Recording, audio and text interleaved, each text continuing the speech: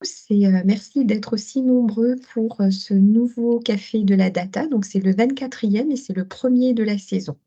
Alors aujourd'hui, on vous propose de vous parler du térithoscope. Alors, comme vous le savez, en fait, on a un zonage administratif qui est très, très riche, en France, hein, le fameux millefeuille, administratif, et à cela s'ajoutent, évidemment beaucoup de zonages de projets, parfois nationaux, parfois locaux, on a un peu du mal à s'y retrouver, de manière, assez claire. De plus, ces zonages, évoluent dans le temps et vous êtes nombreux depuis, maintenant plusieurs années à, nous demander en fait un outil qui vous permette d'y voir un peu plus clair. Donc cet outil, il existe depuis, quelque temps. Par contre, on l'a fait évoluer récemment, on l'a modernisé et l'objectif aujourd'hui, c'est de vous montrer en fait ce nouvel environnement, pour que vous puissiez, vous l'approprier et surtout, nous faire part de vos remarques pour qu'on puisse, le faire évoluer ou l'enrichir, en fonction de vos besoins. Je vais laisser la parole très rapidement à Michaël qui va vous présenter donc ce nouvel outil. Et pour les modalités, vous connaissez maintenant le principe des cafés de la data. C'est 30 minutes, donc c'est très rapide. L'idée, c'est d'être plutôt opérationnel, et de vous permettre de poser toutes les questions que vous souhaitez poser. Donc n'hésitez pas, soit dans le chat, soit en prenant la parole directement. L'idée, c'est d'être quand même très décomplexé. Voilà. Merci à tous, bonne séance et Michaël, je te passe la parole.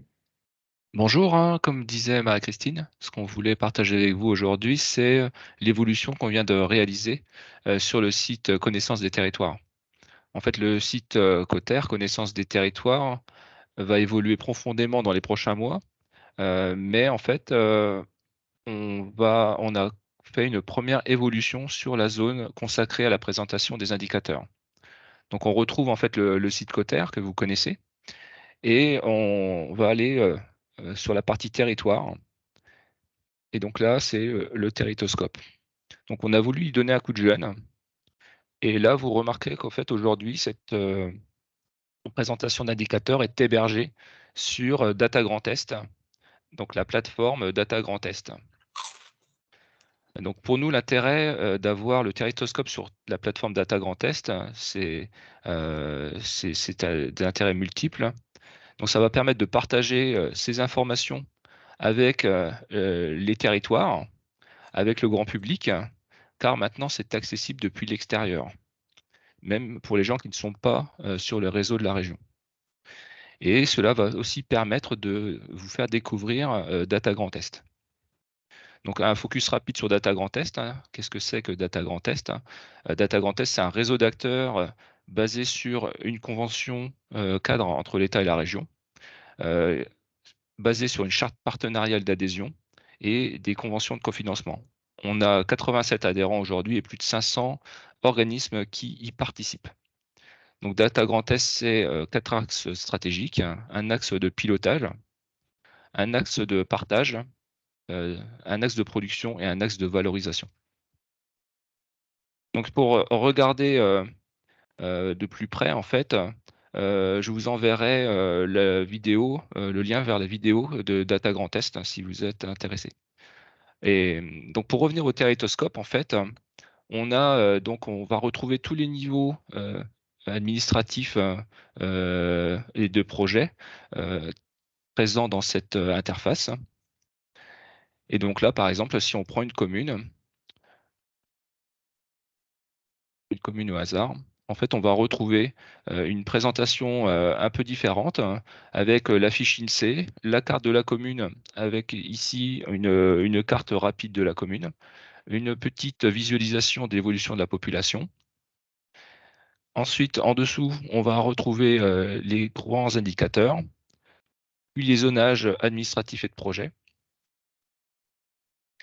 les zonages relatifs aux dispositifs de la région, donc maison de la région, agence Climaction par exemple, les territoires, le territoire, la notion de territoire vie-santé, plan climat, air, énergie. Et en bas, en fait, on retrouve aussi les indicateurs principaux au niveau de la commune, donc que ce soit des infos de population, de fiscalité, de superficie. et à chaque fois, on va retrouver en fait les sources, qui sont, été utilisées pour faire, remonter ces informations. Donc pour revenir en fait, à la liste des territoires, il suffit d'appuyer sur, le logo Territoskop et vous revenez en fait à la liste, des, zonages sur la page d'accueil. Si on prend par exemple un groupement type, communauté de communes, EPCI, on va, avoir la présentation, assez proche et on va retrouver en fait, des informations complémentaires, telles que le nombre de communes qui composent, ce groupement, la maison de région dont, il dépend, heu, les, territoires de projet et on va retrouver, pour l'ensemble des communes, les indicateurs, population, fiscalité, avec la possibilité de cliquer sur une commune pour avoir, le détail, sur cette commune. Donc, ce Territoskop, en fait, on l'alimente, grâce aux données de l'INSEE, heu, aux données de la DGFiP, mais aussi au travers des informations que vous nous faites remonter, quand vous collectez des informations, par exemple des informations sur une fusion de communes.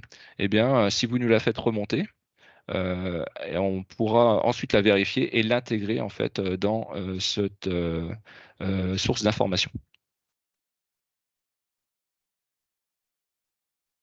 Hem Je ne vais pas aller plus loin dans la présentation. Je vous laisse, si vous avez des questions, on peut passer peut-être une séance de questions-réponses.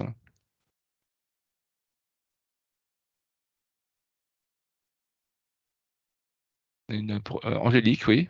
Oui, Angélique de Flandre de l'Oref. J'aimerais savoir si on peut créer des territoires à façon. Je dois sélectionner 2 ou 3 communes et il additionne, l'ensemble des indicateurs. Non, en fait, on est parti plutôt sur une logique des territoires, existants ou territoires de projet. Après, s'il y a des zonages, spécifiques, qui sont en cours de constitution, on peut toujours, regarder pour les prendre en charge. D'accord. Deuxième question concernant la mise à jour, elle se fait en direct? Par exemple, les données de l'INSEE, c'est grâce à une API, ça se met à jour, comment? Alors les données de l'INSEE, en fait, on a les API aujourd'hui de l'INSEE sont pas, faites pour faire des Mmh, mises à jour, globales, mmh. des mises à jour, très volumineuses. Donc en fait, on va, aller chercher les informations quand elles sont sorties par l'INSEE et on va, télécharger la base et l'intégrer, dans notre, structure, en fait. D'accord, c'est intégré directement, il n'y a pas un travail supplémentaire de votre part? Non, en fait, on intègre les données de l'INSEE pour, au niveau des indicateurs, qui sont, choisis d'être représentés. D'accord, merci. Je rebondis sur ça parce que ça faisait partie aussi. Les indicateurs de l'INSEE, vous avez des indicateurs qui sont publiés tous les trimestres.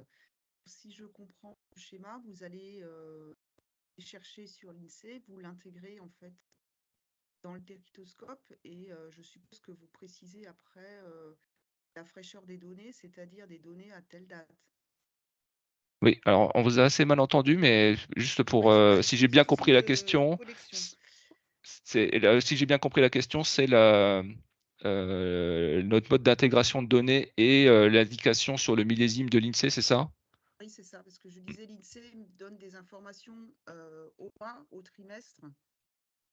Alors là, aujourd'hui, en fait, les informations qu'on a sur l'INSEE, c'est surtout le recensement de la population. Donc on va aller les chercher dès qu'elles sortent, hein, début d'année, pour les intégrer, le plus rapidement possible. Donc là, on a surtout les informations de recensement. Dans cet outil-là, on n'a pas, été chercher d'autres, informations.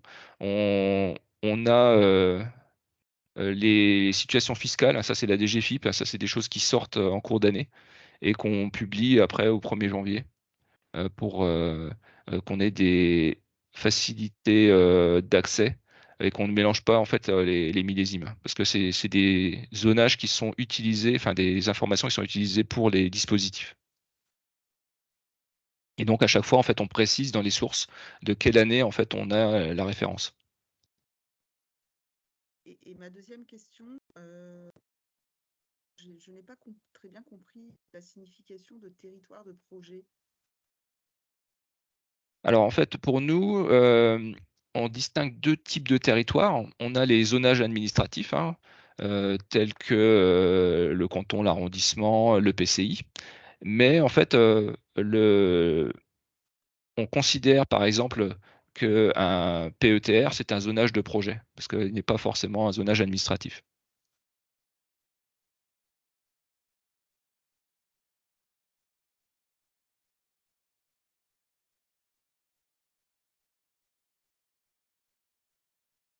Est-ce que vous avez d'autres remarques, d'autres questions?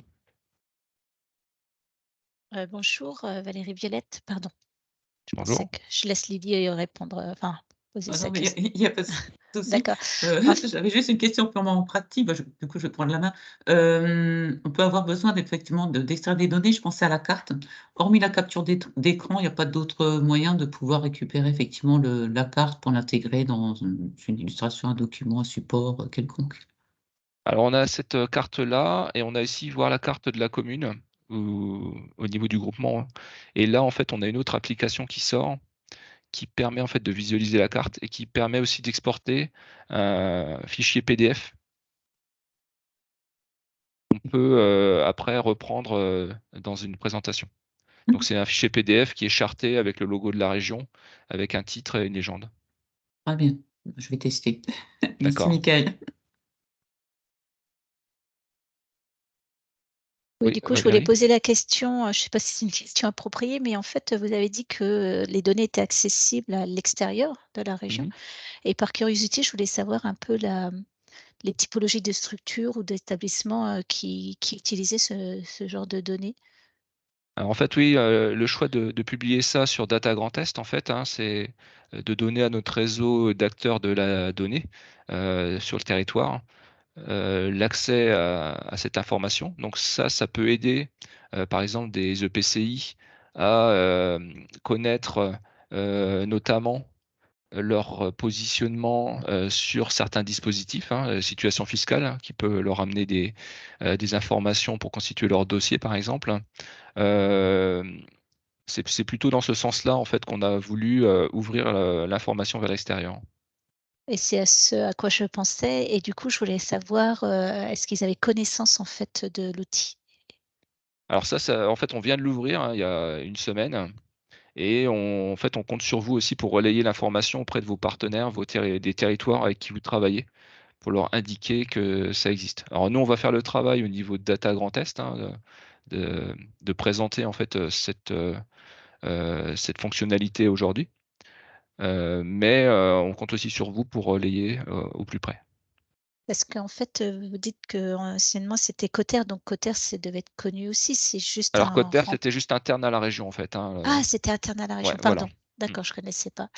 Moi, je pense pas forcément par rapport à mes missions au sein de la région, mais en tant que, habitante d'une petite commune, faisant partie d'une communauté de communes et je me dis, pas sur Châlons, du coup et je me dis: «Est-ce que ma communauté de communes, est a connaissance de cet outil-là?» Mmh. donc voilà.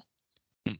Alors après, on a une lettre une newsletter, sur Data Grand Est. On a beaucoup de personnes qui sont abonnées. Donc on relaiera aussi cette information et c'est sûrement un moyen d'aller toucher, en fait, les représentants des communautés de communes. D'accord. Est-ce qu'il est possible d'avoir dans le fil de discussion, le lien pour s'abonner à la newsletter? Ouais, bien sûr, je vais mettre tout ça Super, dans merci la beaucoup. conversation.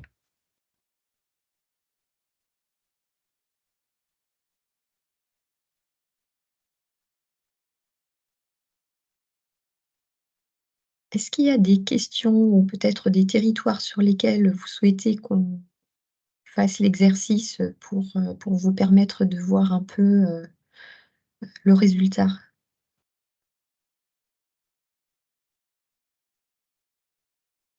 Peut-être, aller sur un autre PCI ou Mmh. Peut-être une maison de région, peut-être? une Ah, maison de région, J'ai une ouais. oui, question. allez-y. Est-ce qu'on peut retrouver la notion de rural autonome, la nouvelle définition INSEE là, qui est un peu perturbante? Alors, en effet, on a intégré un certain nombre de choses au niveau de la ruralité. En fait, c'est ces 2 informations ici. On a la notion de grille de densité INSEE 2023, donc qui est le petit astérisque 21 qui explique en fait ce que c'est. Et on a le classement aussi selon l'étude densité et influence de 2021, qui est le renvoi numéro 22, qui explique aussi ce que c'est en fait.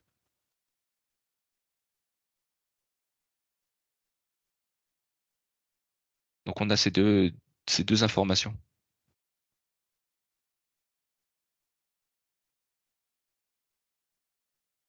Et Et après, donc, pardon, ouais. Et donc, quand on va sur une commune, par exemple, on sait en fait à quel zonage appartient la commune selon ces deux zonages INSEE par rapport à la ruralité. et quand on va sur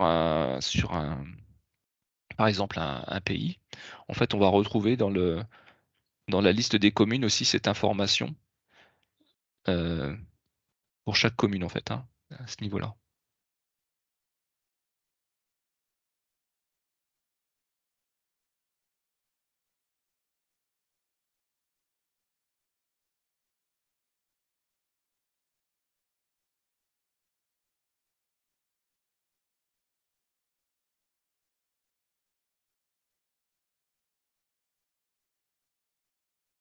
Après, on a aussi repris les zonages historiques, tout ce qui était US et BSMR, parce que il y a peut-être encore des dossiers qui ne sont pas soldés sur ces dispositifs-là. Et on a aussi fait un focus sur tout ce qui était fusion de communes, en fait la liste des communes qui ont fusionné avec leur année de fusion.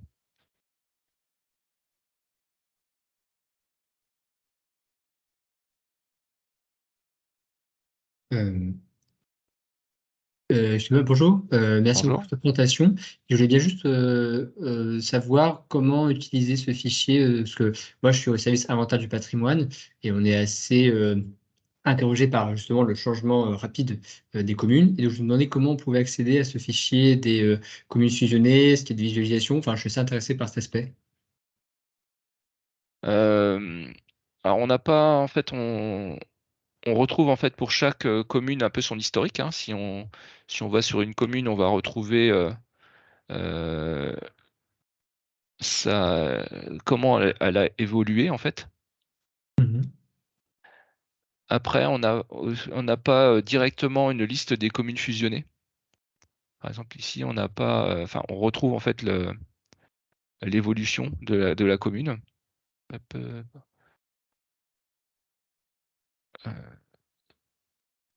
et par contre, on n'a pas de liste de communes fusionnées directement en fait. Et après, on peut faire une extraction des communes fusionnées avec leur histoire, hein.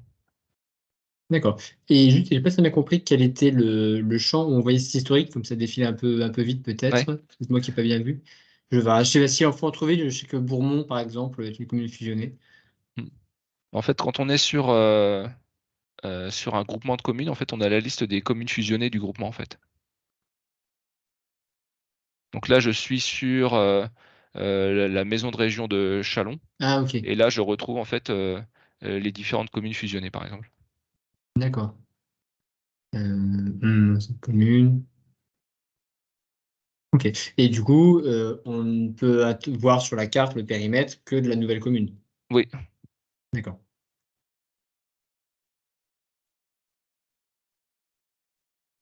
Et par curiosité, est-ce que l'élection s'est posée pour les cantons? Mais je sais peut-être que c'est pas du tout de toute façon un échelon qui a été retenu pour. En fait, on a assez peu de demandes sur les cantons, en fait, hein. D'accord. Ouais, on n'a pas mis les seuls à encore se poser la question. Mm. Allez, merci.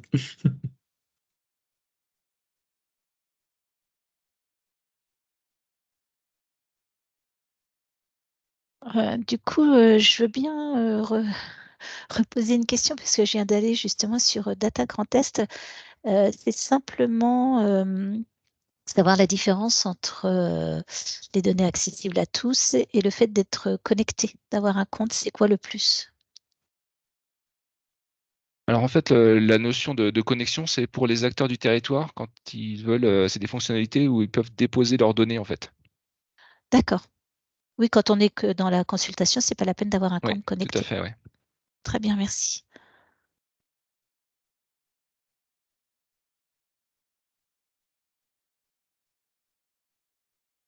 ne sais pas s'il y a encore des questions.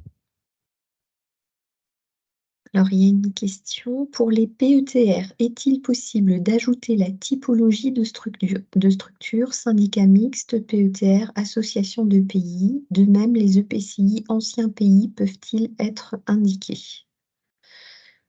On peut enrichir en fait notre outil là, parce qu'il est à votre service. Et après, il faut juste qu'on ait l'information et qu'on soit en mesure de la maintenir dans le temps en fait. Donc, si on dispose des informations, on peut rajouter en fait tout ce détail sur les différents niveaux de territoire que vous souhaitez. Tout dépend aussi de l'usage que vous en avez, quoi, hein. C'est un peu un subtil équilibre aussi entre l'usage et puis la complexité de la mise en œuvre, hein. Donc, ce qui me semble que syndicat mixte, association de pays, c'est quelque chose qui est un peu foisonnant, mais je me trompe peut-être. C'est pas Louise. Oui, bonjour. Bonjour. Non, effectivement, bon, moi j'ai l'information et c'est vrai que ça peut être intéressant pour nous voilà, qu'elle soit indiquée, surtout qu'on est en train de revoir un peu nos dispositifs et puis les territoires éligibles. Et voilà, on s'interroge aussi sur les anciens pays, donc historiquement pays qui ont basculé en EPCI. Donc, bon, mais j'ai les informations, donc je vous les transférerai. Ok, pas de problème. Merci. Pierre? Pierre, ouais. Ouais, je rebondis sur en fait, la question de Louise, hein, et merci à vous deux d'une réponse en mode feu vert sur la possibilité probable de pouvoir raffiner un petit peu les choses et prendre en compte les organisations territoriales, hein. Je pense à partir de la ventilation des communes, on doit pouvoir pondérer tout ça. Ça peut être intéressant en fait parfois pour faire aussi des suivis d'indicateurs sur des territoires de projet ou des territoires de contractualisation. Ou de mettre un coup de zoom sur un PETR ou sur un territoire de SCOT qui a un enjeu de projet ou politique particulier. Donc, si c'est possible, moi, je pense que c'est intéressant de développer cette fonctionnalité. D'accord. Merci. Après, peut-être sur les SCOT, hein, on a une vraie difficulté à récupérer les données des SCOT sur leur évolution. Ça, c'est vraiment un sujet pour nous difficile. Donc, si vous avez des infos sur les SCOT, faut pas hésiter à nous les transmettre. On essaie de coller le plus possible à la réalité. Parce que c'est souvent quand on a une demande sur un SCOT qu'on est obligé de faire un peu le tour de tout le monde pour essayer de trouver les infos, voir si c'est toujours à jour en fait.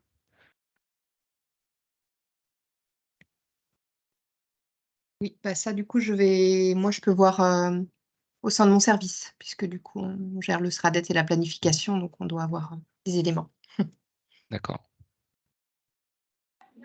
Moi, j'avais juste un tout petit complément sur les cantons, désolé d'y revenir. En fouillant, je me suis rendu compte qu'on pouvait, sur une commune, cliquer sur le canton de rattachement et ça doit créer une requête avec la liste de toutes les communes du canton. Donc, autrement dit, on ne peut pas y accéder par le menu, mais par contre, par ce biais, on peut quand même avoir une liste des communes par canton. Donc, je ne sais pas si un jour ce sera utile d'avoir une entrée directement sur le menu, mais en tout cas, c'est possible.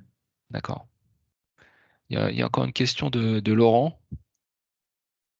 Oui, donc Laurent qui dit une interface de visualisation des subventions versées par la région par territoire sous forme de cartographie interactive avait été présentée en octobre 22 à la DCPM par l'entreprise de notre directrice. Cet outil, dont j'ai oublié le nom, désolé, relève-t-il de cette même démarche Data Grand Est?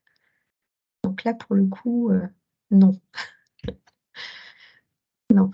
Donc, Mickaël, je te laisse répondre.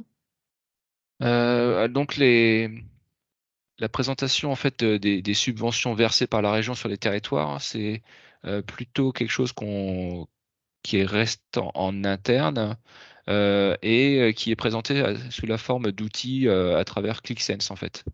Donc il faut aller sur ce qu'on appelle la DataVis et vous allez trouver en fait une application qui s'appelle Pilotage interne de la collectivité. Ensuite, on a publié tout de même sur Data Grand Est tout ce qui est subvention de plus de 23 000 € par an, hors personne physique, parce que c'est une obligation en fait de la loi sur l'open data en fait. Donc on publie les subventions, mais elle les a pas cartographiées, elles apparaissent sous forme de tableau, de liste en fait.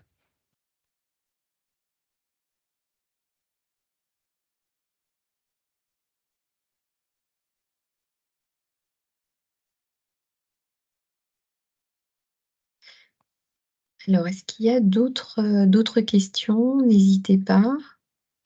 C'est le moment.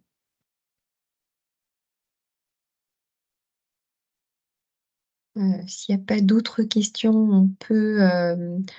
on peut conclure. Donc, vous aurez compris donc, de nouvelles modalités pour accéder donc, à un outil qui existait déjà, mais qui a été modernisé. Un outil qui est évolutif et qui doit être votre outil. Donc, n'hésitez pas à nous faire remonter vos besoins, vos suggestions pour l'améliorer. Donc on est à votre écoute, hein, par l'intermédiaire de Michael ou de l'équipe. Donc n'hésitez pas. Alors je vois qu'il y a encore une petite question. Oui, désolé. Bonjour, enfin, bonjour. Jean, ouais. Merci beaucoup. En fait, je croyais qu'on prendrait un peu plus en détail la cartographie après. Donc, c'est juste, j'avais une petite question sur les modalités d'impression. J'ai vu qu'il y avait différentes options. Moi, je ne suis pas forcément très familier. Je me demandais si c'était un tuto ou autre. Parce que je vois, par exemple, il y a des choses comme conserver l'échelle de la carte, ou l'étendue, forcer l'échelle, la référence spatiale en sortie double qualité. Donc, peut-être que ça parle à plein de gens, mais pas à moi. Donc, je me demandais si c'était facile de trouver l'information. Mais en fait, quand on lance l'impression par défaut, en fait, on est déjà bien configuré, on n'a pas la peine d'aller dans D'accord. le. Ok. Et j'en ai profité pour vous rajouter 2 liens. Le lien vers la vidéo de présentation de Data Grand Est, hein, dont on a parlé tout à l'heure, et le lien d'inscription à la newsletter Data Grand Est. Voilà, et bien, n'hésitez pas à revenir vers nous si vous avez des questions complémentaires. N'hésitez pas à nous faire savoir si vous voulez des améliorations ou des enrichissements sur cet outil. La séquence a été enregistrée et vous y aurez accès. Donc, n'hésitez pas non plus à faire connaître en fait cette séquence des cafés de la data. Voilà, on vous souhaite une très belle journée et à très bientôt. Au revoir à Merci, tous. au revoir. Bonne journée. Au revoir. Merci, au revoir.